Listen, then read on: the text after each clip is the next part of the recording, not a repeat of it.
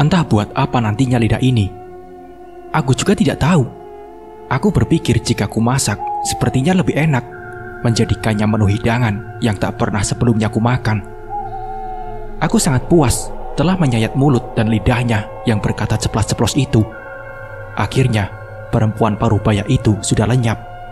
Namun aku kira ketika ia sudah tidak ada lagi, tidak akan menggangguku. Ternyata aku salah. Malah perempuan sialan itu sering menampakkan dirinya ataupun suaranya. Aku masih diganggu dan dibayang-bayangi oleh mereka.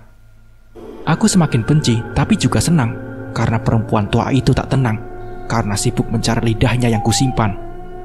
Sudah lama Triana menahan sakit hatinya. Hingga malam itu ia tuntaskan semuanya penuh dengan amarah yang menggebu. Sengaja Triana menggali lubang agar darah nantinya tidak berceceran kemana-mana. Sangat tidak sabar baginya ingin menyayat mulut iparnya terlebih dahulu, yang sering berbicara pedas yang membuatnya sering tersinggung. Parang yang sudah ia siapkan mengkilap memberikan tanda bahwa parang sudah diasah sedemikian tajam.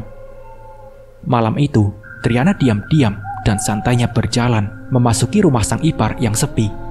Triana dengan leluasa melancarkan aksinya. Parang dan kayu besar sudah ia siapkan. Triana tersenyum saat mengintip dari balik celah pintu yang tidak tertutup rapat. Terlihat Marina yang sedang berbaring membelakanginya. Dengan perhitungan, maka kayu besar ini akan menghantamkan tengkuk Marina. Prek! Tepat sasaran. Dan kini, Marina mengadu kesakitan. Sempat Marina menoleh kepada Triana dan ingin berteriak meminta tolong. Tapi nihil, di rumah Marina tidak ada siapapun. Dengan cara membabi buta, Triana terus menghantamkan kayu itu hingga Marina pingsan. Triana tersenyum puas melihatnya. Lalu dengan cepat, Triana menyeret tubuh Marina yang tidak terlalu besar itu ke belakang rumahnya yang dipenuhi pohon kelapa dan semak belukar. Parang yang sudah ia siapkan kini sepertinya tersenyum melihat ke arah Triana yang tengah berhasil membuat Marina jatuh pingsan. Parang yang sedang ia pegang dan diayun-ayunkan seakan menyemangatinya untuk menuntaskan semua ini secepatnya. Triana tersenyum puas melihat Marina yang sudah tidak bernyawa lagi, bahkan sudah tidak berbentuk badan lagi. Sangat bangga Triana dan sangat lihainya memainkan parang yang lumayan besar itu. Dengan sisa tenaga, Triana membuang barang bukti dan serta menutup lubang dengan sedia kala. Tidak lupa, ia kembali menaburkan dedaunan kering di atasnya. Sejak awal, Triana menikah dengan Ilyas. Marina sudah menampakkan ketidaksukaannya kepada Triana, yang mana dilihat sangat disayangkan oleh mertuanya. Makin hari, semakin tumbuh rasa benci Marina kepada Triana, hingga tahun di mana mereka terus berseteru bahkan berkelahi. Marina seperti tersisihkan. Ia merasa cemburu karena sang mertua merasa pilih kasih. Triana dan Ilyas tinggal bersama sang ibu untuk menemani beliau yang sudah berusia senja. Sedangkan Amar sudah memiliki rumah sendiri persis di samping rumah ibunya yang hanya disekat kebun pisang. Sesekali, Marina datang ke rumah mertuanya untuk melihat keadaan mertuanya itu sambil sesekali mencari kesalahan yang dibuat oleh Triana. Misalkan, cara memberikan makanan kepada mertuanya. Bahkan secuil kesalahan pun, Marina merasa wajib dibesar-besarkan. Triana dan Marina usianya jauh berbeda. Usia Triana sepantaran dengan usia anak Marina. Begitupun juga dengan Amar dan Ilyas. Dua saudara itu yang mana usianya juga terpaut jauh. Walaupun satu ibu, tapi mereka beda ayah. Amar dan Marina sangat mencemburui kedekatan Triana dan Ilyas kepada sang ibu. Tidak satu atau orang yang mengatakan bahwa Ilyaslah yang paling disayang daripada Amar anak pertamanya. Perkataan orang-orang lah yang membuat Amar dan Marina merasa tersaingi. Padahal Ilyas yang lemah lembut dan baik hati selalu berprasangka baik kepada kakaknya ataupun kepada iparnya tersebut. Tapi di balik kata-kata orang tersebut yang mengatakan Ilyas lebih disayang itu memang benar adanya. Tapi itu wajar, karena Ilyas juga sangat sayang dan peduli kepada ibunya. Hanya Ilyas yang mampu memberikan perhatian lebih, bahkan dari segi keuangan, walaupun ia bekerja juga sebagai satpam seperti saudaranya, Amar. Triana, kamu ini gak usah caper-caper gitu, sok perhatian kepada ibu, ujar Marina, tiba-tiba datang lalu berucap begitu. Triana seperti tidak nyaman dengan ucapan dan tatapan sinis sang ipar.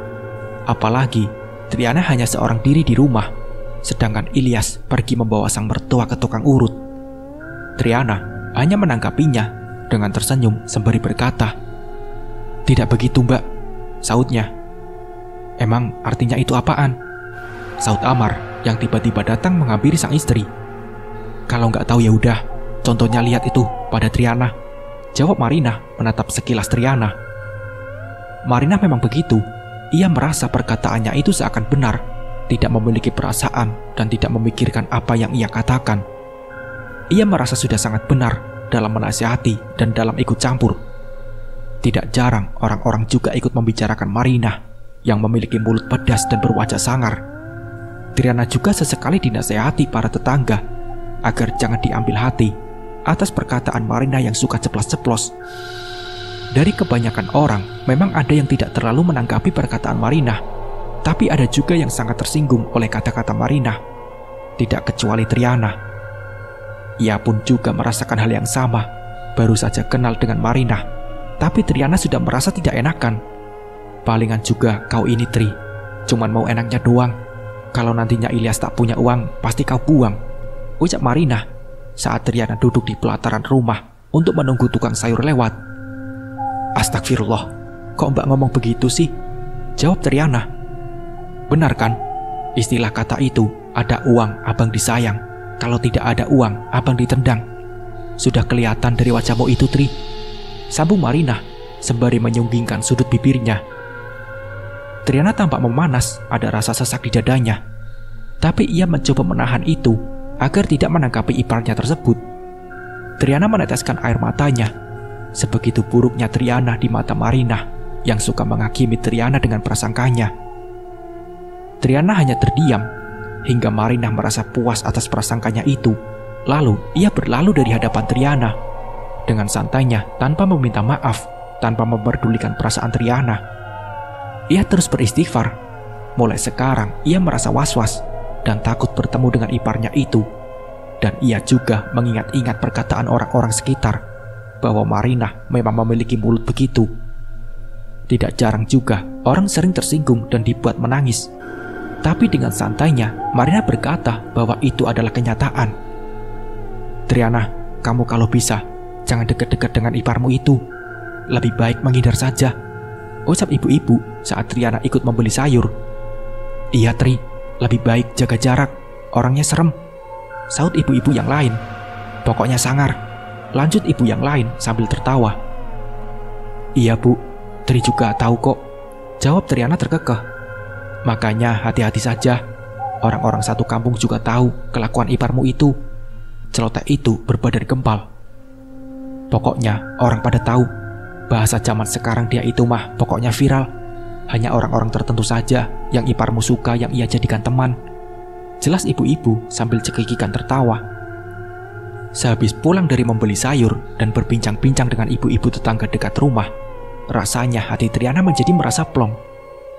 Hari-hari dilalui Triana dengan bersebelahan rumah dengan iparnya itu, merasa mulai terganggu.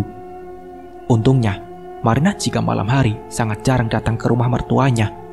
Marina sering datang saat siang hari untuk menjenguk mertuanya yang mulai sakit-sakitan. Triana beruntung memiliki Ilyas. Tidak pernah terbesit sedikit pun Triana ingin meninggalkan suaminya itu. Walaupun Ilyas nantinya tidak berduit seperti saat ini, ia ingin membuktikan kepada iparnya untuk selalu bertahan dan setia kepada Ilyas seorang. Siang hari, suaminya selalu ada di rumah. Triana merasa sangat senang. Ia merasa aman dan tenang jika suaminya itu berada di sampingnya. Walaupun Ilyas berada di samping Triana itu tidak membuat tabiat Marina berbuat baik atau hanya sekedar pura-pura baik. Marina tetap menampakkan wajah ketidaksukaannya kepada Triana dengan perkataannya yang ceplos-ceplos. Tidak jarang juga mertuanya merasa tersinggung dan sakit hati kepada Marina yang tak pandang siapapun. Kalau ia tidak suka, maka ia ungkapkan. Malam itu, Triana menceritakan kepada Ilyas kalau siang itu Marina berbicara yang tidak mengenakan. Tapi semuanya hanya menanggapinya dengan biasa-biasa saja. "Jangan diambil hati, memang sudah begitu tabiatnya," ujar Ilyas menenangkan istrinya. "Kenapa Mbak Marina begitu, Bang?" tanya Triana. Entahlah, tapi asal jangan kamu seperti Mbak Marina ya. Biarkan saja beliau, udah biasa. Jelas Ilyas, sembari bersiap-siap untuk bekerja. Untungnya, Triana masih memiliki mertua yang baik. Kalau ipar dan mertuanya sama-sama jahat tidak bisa dibayangkan. Triana bergidik ngeri karena sering membaca kisah-kisah yang ia baca. Seperti biasa, Triana menemani ibu mertuanya terlebih dahulu menonton televisi. Kebiasaan setiap malam untuk menonton sinetron kesukaan. Ibu duluan ke kamar ya Tri, mau istirahat. Pamit mertuanya. Oh iya bu, bentar lagi juga Tri mau ke kamar, jawab Triana. Jangan lupa nanti kamu kunci semua pintu, titah sang mertua. Triana mengiyakan perintah sang mertua. Saat Triana sudah mulai bosan menonton televisi, ia melangkah ke pintu depan, hendak menguncinya terlebih dahulu. Saat hendak dikunci, tiba-tiba Marina kembali datang dengan wajah tidak bersahabat seperti biasanya.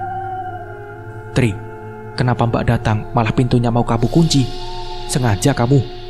Tanya Marina bengis. Maaf Mbak, Tri tidak melihat kalau Mbak Marina tadi jalan ke sini, jawab Triana seadanya. Tapi memang begitulah keadaan. Dasar adik ipar durhaka, ucapnya. Astagfirullah Mbak, lirih Triana. Tiba-tiba mertua mereka keluar karena mendengar adanya keributan.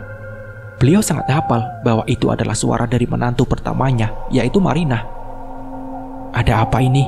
Tanya ibunya. Ini loh bu, aku mau kesini tapi malah ditutupin pintu sama Triana, jelas Marina. Bukan begitu bu, tapi aku tidak melihat bahwa Mbak Marina kesini. Berhubung aku sudah mau tidur, makanya aku ingin mengunci pintu sesuai yang ibu perintahkan tadi, jelas Triana dengan seadanya. Karena memang begitu kenyataannya. Ada keperluan apa malam-malam kamu kesini Marina? Tanya ibu mertuanya. Aku cuma mau menjenguk ibu dan membawakan kue buatan aku, jawab Marina dengan menyodorkan plastik yang berisi kue buatannya. Oh, kamu kan tahu bahwa jam saat ini ibu sudah istirahat dan ingin tidur. Kenapa tidak besok pagi saja, Mar? Ucap mertuanya. Marina merasa diusir dengan pernyataan ibu mertuanya itu. Ia langsung pulang saat mertuanya meminta untuk pulang. Karena beliau ingin tidur, bahkan sedari tadi beliau sudah ketiduran. Kebangun hanya mendengar suara Marina yang ciri khasnya sangat nyaring. Ya sudah, aku pulang bu.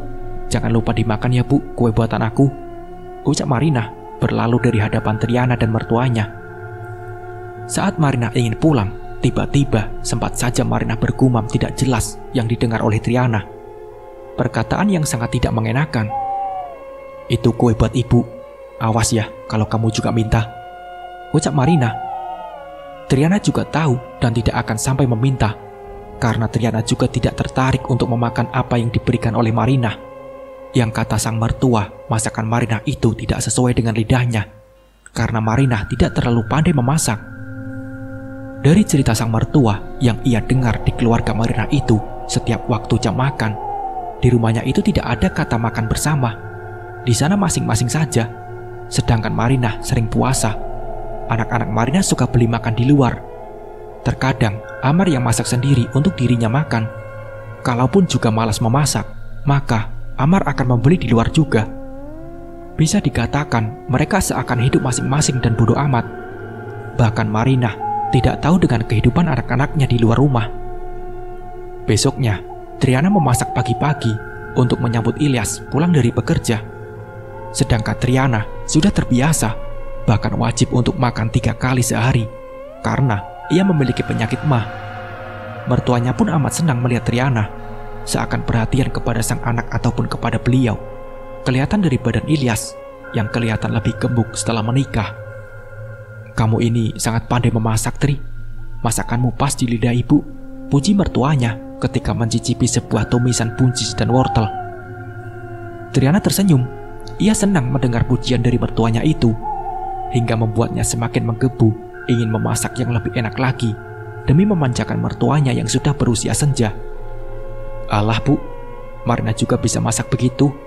Itu mah gampang, cuma oseng-oseng doang, tinggal masukin garam sama penyedap.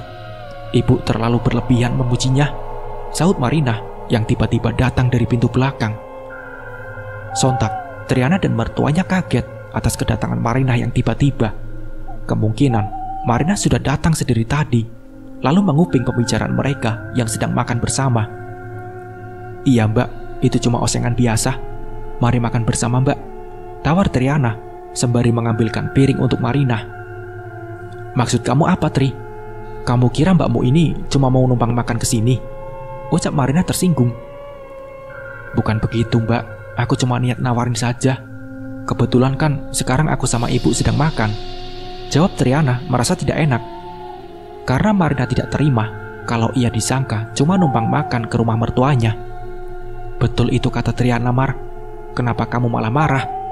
Nanti kalau tidak ditawarin makan, kamu malah bawa gosip kemana-mana tentang Triana yang kamu bilang pelit.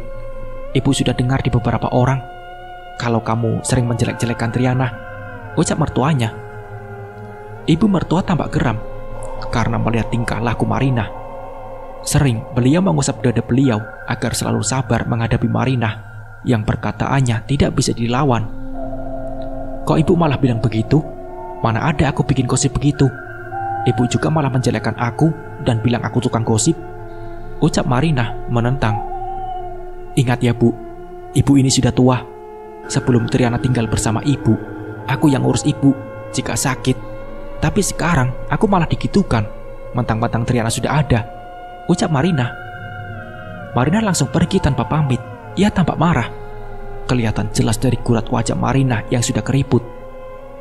Triana memandang mertuanya sekilas. Triana melihat mertuanya itu mengusap mata beliau yang memerah. Triana tahu mertuanya saat ini sedang bersedih. Hingga Triana meminta mertuanya untuk melanjutkan makan. Tapi beliau malah beranjak dari tempat makan sembari berkata, "Ibu sudah kenyang," ucap mertuanya. Padahal yang masuk ke dalam perut beliau baru sesuap. Saat jam menunjukkan pukul 9, sengaja Triana duduk di pelataran rumah tetangga sambil menunggu kedatangan tukang sayur lewat ataupun tukang ikan yang berkeliling.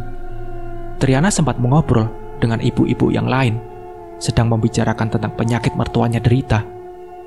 Dari cerita orang-orang, orang tuanya itu mempunyai sakit mah dan penyakit jantung.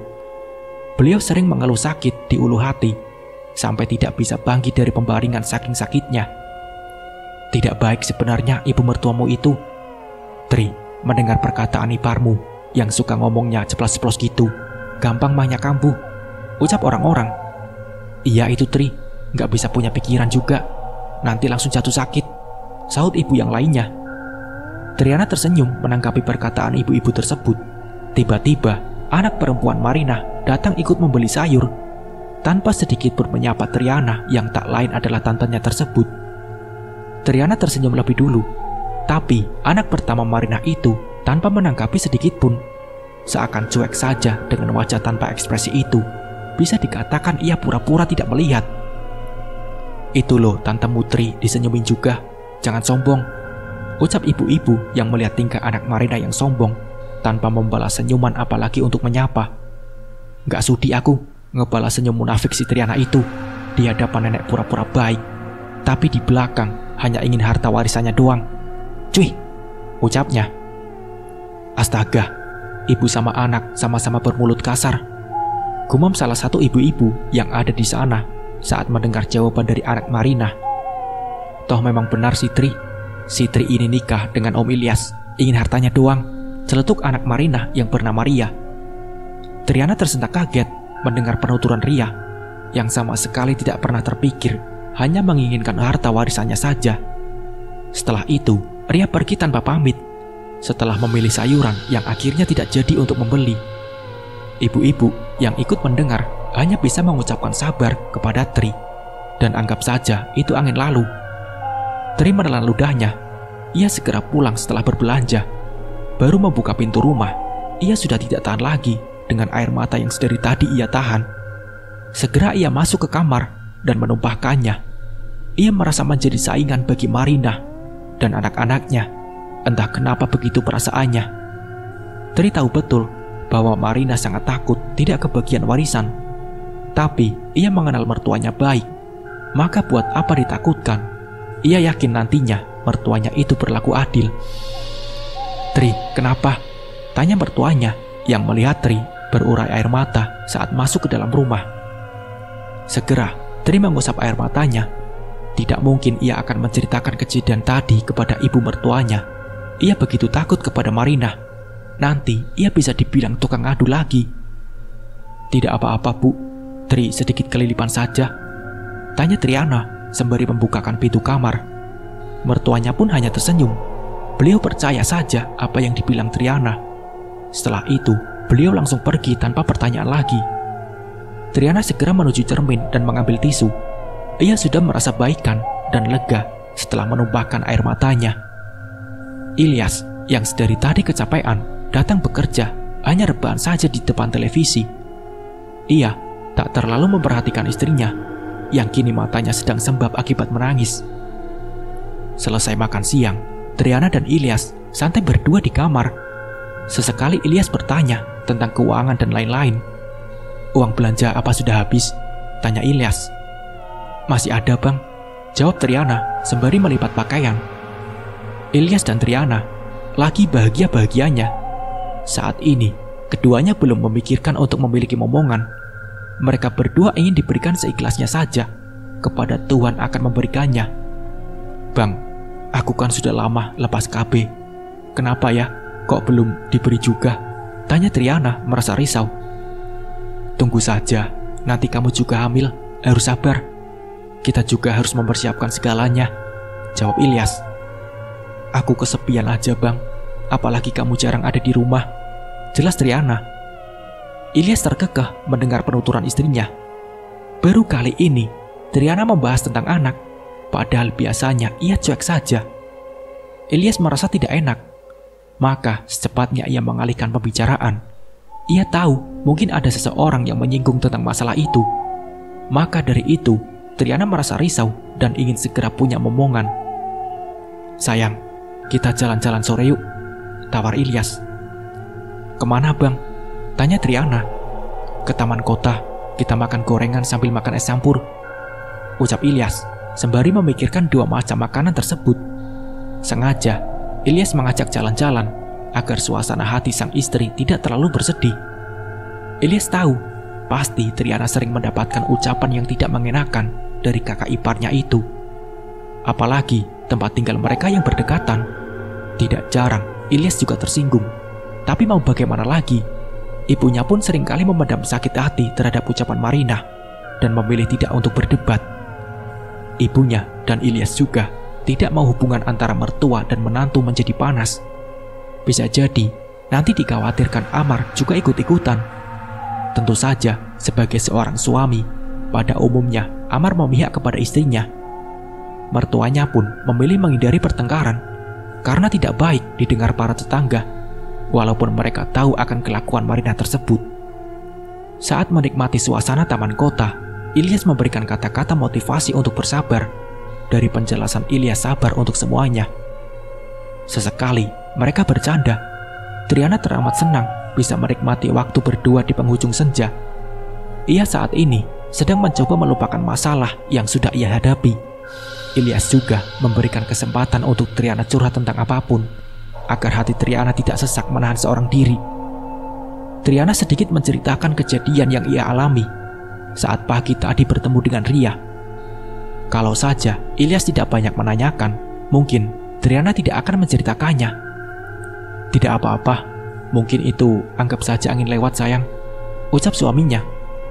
Iya, Bang, Tri juga sudah lega dan sudah bisa memaafkannya, jelas Triana. Mereka segera beranjak untuk pulang. Ilyas merasa kasihan kalau terlalu lama meninggalkan ibunya seorang diri di rumah. Mengharapkan Marina tidak mungkin, karena Ilyas tahu mereka tidak sejalan. Ibu Ilyas tipe perempuan yang pendiam dan apa-apa selalu dipendam dengan penuh kesabaran. Sedangkan Marina jauh berbeda, yang ia suka ngomong ceplas-ceplos. Apapun bisa saja dibuat-buat oleh Marina sebagai bahan ucapan kasarnya. Tidak jarang mertuanya Triana itu sering mengelus dada karena menahan sesak atas perkataan Marina. Sesampainya di rumah, tiba-tiba beberapa orang ada yang berkerumun. Entah apa yang terjadi, tapi tiba-tiba Marina langsung menghampiri Ilyas dan Triana yang baru saja tiba dengan wajah sangarnya, sambil geleng-geleng kepala sembari berkata, "Enak banget kalian ini habis jalan-jalan. Gak tahu apa, ibu hampir mati, ucap Marina. Triana dan Ilyas dibuat terkejut atas penuturan dari Marina. Entah apa maksudnya. Mereka berdua lantas memasuki rumah dan mencari sang ibu. Terlihat mertua dari Triana tersebut sedang terbaring dan tidak sadarkan diri. Di samping ibu mertuanya, kini terdapat bidan kampung yang telah selesai memeriksa. Tidak apa-apa, hanya pingsan, ucap si bidan itu. Ilyas menghela napas lega. Ia segera bersimpuh di dekat sang ibu. Kini, Triana juga ikut duduk di samping Ilyas. Untungnya, ibu Ilyas tidak apa-apa. Makanya, kalau jalan-jalan itu, jangan lama-lama. Kasihan ibu ditinggal sendirian, ucap Marina, yang juga masuk ke dalam kamar. Triana dan Ilyas tidak menanggapi ucapan Marina. Mereka memilih diam untuk menghindari masalah. Dari keterangan bidan tersebut, ibu Ilyas hanya mengalami tekanan darah tinggi. Mungkin itu sebab dari beliau pingsan. Saat itu, ibu Ilyas sudah sadar dan menceritakan apa yang terjadi saat tadi. Bahwasanya, beliau tiba-tiba pingsan karena penglihatannya menjadi tidak jelas. Saat ingin mencari tempat duduk, langsung pingsan dan jatuh ke lantai. Nah kan, untung ada aku yang nolongin ibu, celetuk Marina. Kalau tidak ada aku, bisa saja ibu pingsan lama karena tidak ada yang menemukan beliau, sambung Marina. Iya mbak, terima kasih ya, ucap Ilyas. Ya harus dong, kamu itu Ilyas berterima kasih kepada mbak. Sebelum Triana, ada mbak sendiri yang mengurus ibu, jawab Marina, kembali mengungkit masa lalu yang pernah ia perbuat kepada mertuanya. Sudah, ibu juga sangat berterima kasih kepadamu Marina, ucap mertuanya Triana yang merasa tidak enak kepada menantunya tersebut. Marina tersenyum puas melihat ibu mertuanya dan iparnya kini mengatakan terima kasih kepadanya. Ada kebahagiaan bagi Marina, seakan ia haus dengan pujian dan rasa terima kasih. Setelah perbincangan itu, Marina langsung beranjak pulang. Bagi Marina, buat apa lama-lama di rumah mertuanya itu? Ia sangat malas untuk direpotkan. Untungnya saat ini, Triana sudah ada. Maka, Marina bisa berleha-leha dengan santainya tanpa mengurus mertuanya yang sudah tua bangka itu. Marina sudah tidak ingin lagi mengurus mertuanya itu. Ia sudah capek dengan segala keserewatannya beliau. Tapi, ia sebisa mungkin untuk pura-pura baik dan perhatian. Ditakutkan, nanti ia tidak kebagian warisan, malah Triana yang mendapatkan segalanya. Itu yang sangat ditakutkan oleh Marina. Ibu sudah baikan? Tanya Ilyas. Sudah, walaupun sedikit, masih berkunang-kunang, jawab beliau. Triana masuk dengan membawa segelas air putih di tangannya dan memberikannya untuk mertuanya itu. Ilyas beberapa kali meminta maaf kepada sang ibu karena sudah meninggalkan beliau seorang diri. Ia sangat merasa bersalah. Jangan begitu, Yas. Malah ibu senang melihat kalian berdua jalan-jalan, menikmati waktu bersama di luar, ucap sang ibu. Kasihan juga Triana, nanti kalau tidak dibawa jalan-jalan, entar bosan dan pusing, terlalu mengurus ibu, sambung beliau sembari tersenyum. Lega sudah akhirnya perasaan Ilyas. Sangat beruntung ibunya perhatian kepada istrinya tersebut.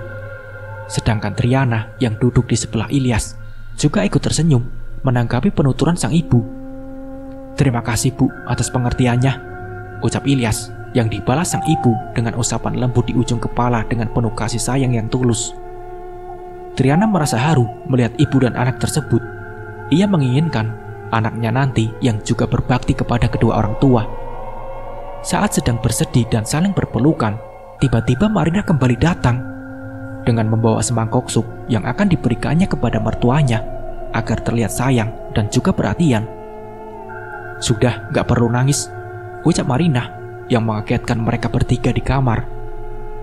Mbak Marina bikin kaget saja, ucap Ilyas tanpa dibalas oleh Marina. Minggir, Mbak mau ngasih ibu makan, ucap Marina menyuruh Triana menjauh. Pemandangan yang sangat tidak mengenakan itu dilihat oleh mertuanya yang kini baru saja sadar tersebut.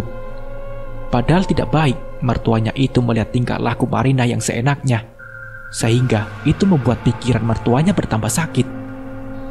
Ini Marina bawakan sup buat ibu, baru tadi dibelikan, ucap Marina meminta mertuanya makan. Iya, nanti ibu makan, jawab mertuanya. Kok nanti, Bu? Ibu nggak suka Marina bawakan sup ini? Tanya Marina menatap intens kepada ibunya. Suka, Mar, tapi ibu belum mau makan. Ibu hanya mau minum saja dulu. Nanti pasti ibu makan kok, jelas mertuanya. Alah, bilang saja Bu nggak suka. Nanti kalau Marina pulang, pasti supnya akan dibuang, cibir Marina. Astagfirullah, Mbak. Mana mungkin ibu buang-buang makanan begitu. Jangan ngomong sembarangan. Ibu baru saja sadar dari pingsan, sahut Triana yang terlihat geram mendengar penuturan Marina itu. Diam saja kau, Tri. Awas saja kamu terus menghasut ibu. Pokoknya aku gak rela secuil pun, dan sekecil apapun yang aku berikan ke ibu, kamu juga ikut nikmatin. Aku tidak rela, ucap Marina dengan emosi sembari menatap Triana yang sudah mulai berani menyaut perkataannya. Aku juga tidak sudi menikmati punya Mbak Marina, ketus Triana. Berani sekali kamu, Tri. Kamu ini orang baru di sini, ucap Marina sambil menunjuk-nunjuk ke wajah Triana. Lalu tiba-tiba, plak, sebuah tamparan kini mendarat di pipi sebelah kanan dengan tampak kemerahan akibat kerasnya tangan tersebut melayang. Marina tampak meringis kesakitan sambil memegangi pipinya. Ia sudah tidak bisa berkata-kata lagi. Saat sedang ingin membalas perlakuan dari Triana, tiba-tiba mertuanya langsung berkata, Sudah, jangan begitu, ucap mertuanya. Marina terdiam. Ia sangat kesal dan geram terhadap Triana. Sebelum pergi, Marina sempat mengucapkan, Awas kau, Tri, ucap Marina. Marina langsung pulang ke rumah. Sepanjang perjalanan menuju rumah, ia berkata sumpah serapah kepada Triana bahwa ia nantinya akan membalas tamparan Triana. Maafkan Triana, Bu. Tri sangat sakit hati atas ucapan Mbak Marina tadi, terang Triana kepada ibu mertuanya dan juga Ilyas yang sempat kaget karena Triana sangat berani menampar kakak iparnya tersebut. Setahu Ilyas, Triana itu sangat lemah lembut dan tidak bisa berkata-kata kasar maupun melakukan kekerasan. Ilyas dibuat syok, takut kalau Marina membalas dengan yang lebih kejam lagi. Iya, ibu tahu kamu sangat kesal dengan perkataan Marina, tapi jangan lagi main tangan. Ibu khawatir Marina malah nantinya ingin mencelakaimu. Ibu tahu betul tabiat Marina itu, jawab ibu mertuanya. Triana hanya terdiam di samping Ilyas. Ia juga sangat menyesal tidak bisa menahan amarahnya tadi, hingga tiba-tiba tangannya menampar pipi Marina. Bang, maafin aku ya, ucap Triana. Iya, nanti kalau Mbak ngomong apa saja, jangan didengarkan. Jangan menampar atau apapun itu. Kasihan ibu kalau persaudaraan abang dan abang Amar jadi memanas begini, jelas Ilyas. Ilyas hendak siap-siap untuk bekerja menjadi satpam di sebuah perumahan. Ilyas juga sudah merasa lega karena ibunya sudah baikan dan juga Triana sudah redam emosinya. Ilyas sedikit takut kalau Marina mengadu kepada suaminya, Amar. Ilyas jadi merasa tidak enak dengan saudaranya tersebut. Ia juga berharap semoga saja Marina tidak mengadu macam-macam dan tidak dilebih-lebihkan. Abang pergi dulu ya. Kamu di rumah baik-baik sama ibu. Jangan lupa kunci pintunya, ucap Ilyas berpamitan kepada Triana yang masih mempertahankan wajah pucat akibat takut kalau iparnya tersebut datang tiba-tiba. Iya bang, hati-hati di jalan, jawab Marina sambil melepaskan Ilyas di ambang pintu. Dan setelah Ilyas jauh, buru-buru Triana menutup pintu dan mengunci semuanya. Triana kembali melihat keadaan mertuanya yang kini sudah terlelap. Segera ia ke kamar untuk istirahat setelah berdebat dengan iparnya yang sangat keterlaluan itu. Hari mulai siang, Triana sudah selesai beres-beres dan memasak. Kini ia dan mertuanya sudah siap untuk sarapan pagi bersama. Triana dengan cekatan mengambilkan makanan untuk mertuanya, yang kata beliau, tangan beliau tidak bisa digerakkan untuk mengambil makanan sendiri. Untungnya, kalau berjalan masih bisa, hanya saja tangan tidak ada tenaganya dikarenakan akibat tekanan darah tinggi beliau yang dikhawatirkan akan stroke di kemudian hari. Biar Tri yang suapin ya Bu, pinta Triana sembari menyuapkan makanan ke mulut mertuanya. Setelah selesai menyuapi mertuanya makanan, kini Triana yang mau mengisi perutnya yang sudah sedari tadi meminta untuk diisi. Saat hendak menyuapkan makanan ke mulut, Tiba-tiba, Ria datang dan menjabak rambut Triana. "Ah!" Begik Triana yang kesakitan dan juga kaget. "Rasain, berani-beraninya kamu ini menampar ibuku kemarin, sehingga menjadi demam tinggi," tutur Ria, anak sulung dari Marina. "Astaga Ria, lepasin Triana," ucap mertuanya Triana yang sudah berdiri di dekat Ria. "Salah dia sendiri, kenapa berulah lebih dulu? Rasain ini," ucap Riana, masih menjambak rambut Triana. Triana juga tidak tinggal diam. Ia juga membalas menjambak rambut Ria, hingga mereka berdua lupa dengan persaudaraan tante dan keponakan. Sedangkan mertuanya tidak bisa melerai keduanya. Beliau hanya berteriak meminta tolong kepada orang-orang dengan suara yang tidak begitu nyaring. Tiba-tiba, tubuh Triana ambruk ke lantai dan ia tidak sadarkan diri. Melihat Triana yang lunglai dan pingsan, Ria terkejut dan buru-buru pergi dari rumah neneknya tersebut. Mendengar teriakan minta tolong, beberapa orang yang lewat langsung menghampiri mertua Triana yang begitu syok. "Astagfirullah, ada apa dengan istrinya Ilyas?" tanya salah satu bapak-bapak. Mertua Triana memilih tidak menjawabnya. Beliau meminta untuk Triana diangkat dan dibaringkan di ruang tamu saja. "Ilyas belum pulang?" tanya Bu Ningrum sambil memijat kaki Triana yang belum sadar. "Belum, mungkin sebentar lagi," jawab mertuanya. Tidak bisa terlalu banyak gerak mertuanya Triana, memilih tiduran sambil menemaninya. Ia bingung memikirkan bagaimana nantinya akan menjelaskan kepada Ilyas, karena Triana dan Ria bertengkar hingga jambak-jambakan. "Apa Tri lagi sakit, Bu?" tanya Bu Ningrum penasaran. "Iya, sepertinya ia sakit, Mah," jawab Bu Ati, mertuanya Triana. Beliau tidak berani menjelaskan sebenarnya. Ia malu akan pertengkaran masalah keluarga besarnya, yang sebagian orang sedikit banyaknya memang sudah mengetahuinya. Lumayan lama Tri pingsan, dan sekujur tubuhnya sudah dibalurkan dengan minyak angin yang dikasih sedikit dengan bawang merah. "Tri, bangun," ucap Bu Ningrum mencoba membangunkan Triana. Sedikit-sedikit Triana merasa ada sebuah tepukan di pipinya dan merasakan begitu pusing saat ingin membuka matanya. "Alhamdulillah, sudah sadar," ucap Bu Ningrum dan mertuanya secara bersamaan. Baru ia sadar, langsung mengkhawatirkan mertuanya yang mungkin kaget atas pertengkarannya dengan Ria. Triana memandangi mertuanya sejenak yang mengukirkan senyuman. "Kenapa kau sempat pingsan, Tri?" tanya Bu Ningrum. Sejenak, Triana memandangi mertuanya yang sedikit menggelengkan kepalanya agar masalah ini tidak terlalu besar. "Tidak apa-apa, Bu, tadi pusing saja," jawab Triana sambil berterima kasih kepada Bu Ningrum yang sudah menemaninya dan juga mertuanya. "Apa jangan-jangan kau hamil?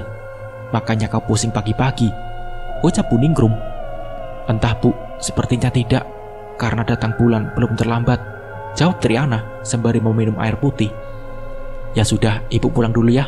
Jangan capek-capek, semoga cepat ngisi," ucap Bu Ningrum berpamitan pulang. Tempat rumah beliau berseberangan dengan Triana.